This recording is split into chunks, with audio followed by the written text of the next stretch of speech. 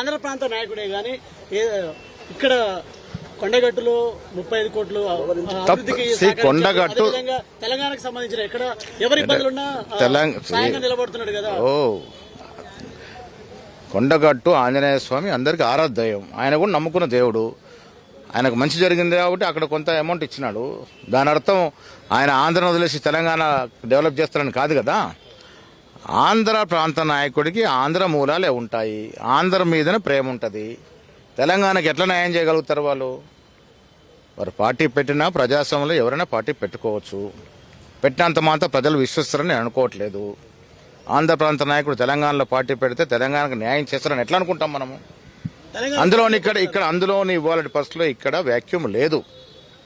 తెలంగాణలో మెజారిటీ ప్రజలు కాంగ్రెస్ వైపు ఉన్నారు. కాంగ్రెస్ స్కీమ్స్ వల్ల లబ్ధి పొంది తృప్తిగా ఉన్నారు. ఇవాళ మళ్ళీ నేను చెప్తా ఉన్నాను, రేవంత్ రెడ్డి గారు ముఖ్యమంత్రిగా, నేను పీసీ అధ్యక్షుడిగా వచ్చే ఎన్నికల్లో 100 సీట్ల పైన గెలుస్తాం. బీజేపీ ట్రయల్ రన్ వేస్తుంది అనుకుంటారా పవన్ కళ్యాణ్ తో తెలంగాణలో?